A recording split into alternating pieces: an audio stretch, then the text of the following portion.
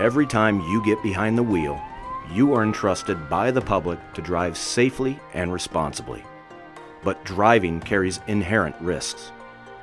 Each year in the United States, motor vehicle accidents account for tens of thousands of fatalities on our roadways.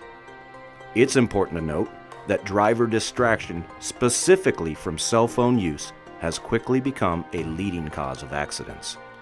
The portability and ever-increasing capabilities of cell phones have made them a large part of our fast-paced lives. But the distractions that they cause when used by drivers presents a huge safety risk to the public.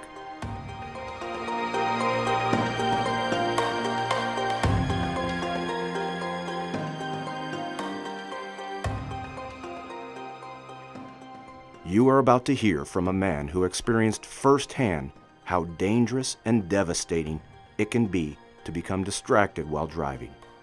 As you'll see, the potential consequences are very real, long-lasting, and oftentimes severe for everyone involved. My name is Justin Iberg, and I was born and raised in Mitchell, South Dakota, and I'm the second oldest of 4 siblings.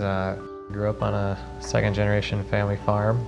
On the farm, I helped with the crops, driving tractor and putting up hay, and I was just an average farm kid. I went to school at Mitchell Senior High School, and there I took mostly just general classes. I played football all through high school, and I absolutely loved it. I was an offensive lineman. I held my own, and I graduated with about 200 other classmates. On September 20th, 2010, started out as just the average day. I woke up and got ready for work and went into town, and I worked my average 9 hours, and after that I got off work and I stopped at the local Walgreens to pick up some groceries. I picked up a gallon of milk and I headed out of town. On the way out of town, they had a road construction site where they were resurfacing the blacktop. And they had a pilot car zone set up, and with a pilot car waiting. And as I approached that pilot car zone, I went through an intersection, and as I was going through that intersection, I received a text message. So as I had done any other time before that, without thinking, I reached into my pocket and I pulled my phone out. Started reading the text message, and as I was reading that text message, I heard a revving of an engine, and instantaneously after that I heard a crash. Highway 38 to east of Mitchell on Riverside Road and Highway 38.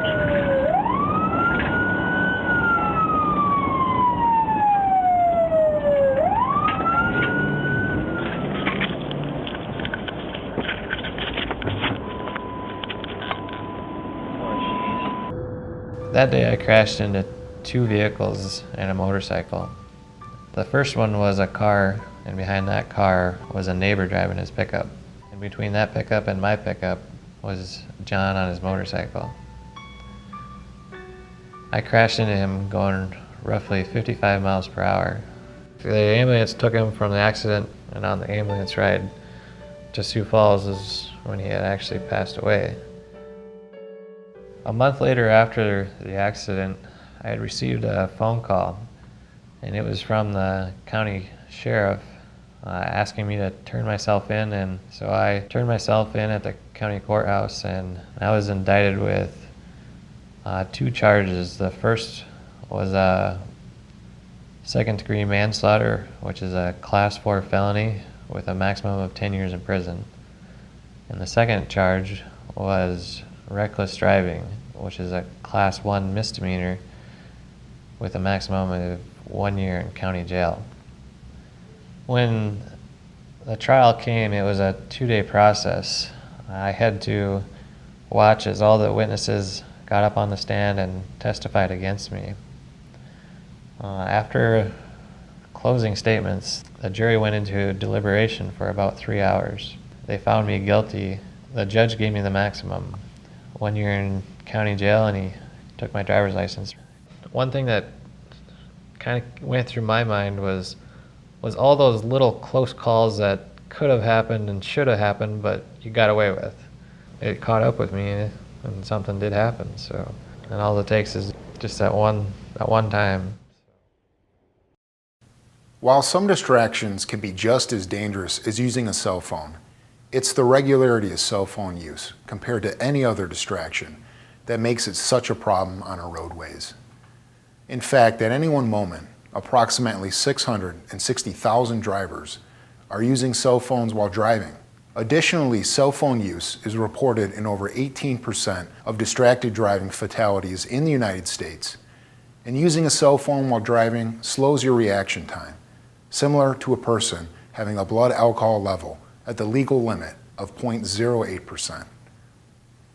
Distracted driving is a major public safety concern. When you're behind the wheel, you have a social responsibility to reduce the potential for causing harm to others. Ask yourself, would you allow yourself to do something that put your loved ones in danger? Well, the other drivers that you share the road with are also parents, brothers, sisters, and children, and they have just as much of a right as you to arrive safely at their destination. Federal, state, and local laws are changing and continue to focus on protecting the public from those who choose to drive distracted. The potential criminal implications of driving distracted can be significant and include a suspended license, heavy fines, civil liability to any victims involved, and even prison time. But more important is the personal effects of a serious accident. Consider how difficult it would be to live with the devastating consequences of an accident you caused, knowing that it could have been prevented by simply choosing not to pick up the phone. The victims, not only do they not have a choice, but it's often they and their families who suffer the worst consequences. There are 3 ways in which a driver can become distracted, impairing their ability to drive safely. These include visual, cognitive, and manual distractions. Visual distractions occur when your eyes are not on the road. Examples include entering a GPS address, making vehicle adjustments, placing a call, reading a text, and interacting on social media sites. Cognitive distractions remove your mind from driving. This can include focusing your attention on answering an incoming call, frustration from an unpleasant call or text, or simply daydreaming. It's because of cognitive distractions that hands-free devices are not substantially safer than handheld phones. Manual distractions result in not being in complete control of the vehicle.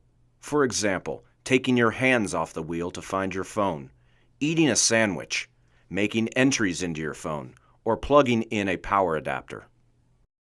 What makes it so dangerous to use a cell phone while driving, especially texting, is that it combines all 3 of these types of distractions into a single action. This explains why texting while driving makes you 23 times more likely to be involved in an accident. In fact, studies have shown that sending or receiving a text message takes a driver's eyes off the road for an average of 4.6 seconds. At 55 miles per hour, that's like driving the length of a football field with your eyes closed. Remember Justin's story. It only takes a split second of distraction to cause life-changing consequences. I have to get rides to and from work. I can't drive from my workplace at all, and that affects my job because I can't go on service calls. Or every time I drive by there, it's always a reminder that what happened that day, and it can happen in an instant, and it only takes once. The best way for you to avoid distractions while on the road is to prepare prior to leaving by adjusting mirrors, climate controls, and seat position, buckling up, and tuning in sound systems. You're actively reducing the number of factors that can distract you while driving. You need to also commit to avoiding all cell phone use, such as receiving calls, texting, and internet use while the vehicle is moving. Safely bring the vehicle to a complete stop out of traffic before responding to a call or message. The bottom line is that safe driving needs to be your number one priority every time you get behind the wheel. There's no question that changing how you drive can be difficult. Staying in contact with your family and friends is important, but how often is a phone call or text message important enough to endanger anyone's life? The honest answer is never. Your safety and the safety of others on the road is literally in your hands. Refraining from the urge to use your cell phone takes self-control. But much like using your seatbelt, avoiding all cell phone use while you're driving needs to become a personal habit.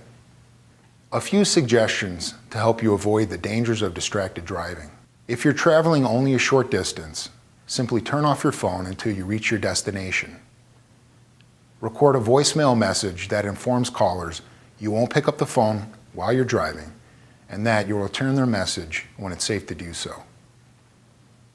During a longer road trip, turn off your phone and pre-plan stops along your route to check your messages and return calls. Never allow others in the vehicle to take your focus away from driving safely. Don't settle for just being a responsible driver. When you're a passenger, speak up if the driver reaches for their cell phone while driving. Their decision to drive distracted endangers everyone. It's simple steps like these that can help control distracted driving on our roadways and can make all the difference in preventing a serious accident. Other driving tips and additional information can be found by visiting one of the many websites dedicated to preventing distracted driving. These include Distraction.gov, the U.S. government site for distracted driving prevention, or itcanwait.com, a public awareness campaign against texting while driving, sponsored by the nation's largest cell phone carriers. The chances of a life-changing accident increase each time you allow yourself to drive distracted. Don't fall victim to the mindset that an accident can't happen to you. Accidents can and do happen to thousands of drivers just like you every year, resulting in the loss of close friends and family. Remember, that phone call or text message can wait. Please, keep yourself and others safe by taking a zero-tolerance stance on distracted driving.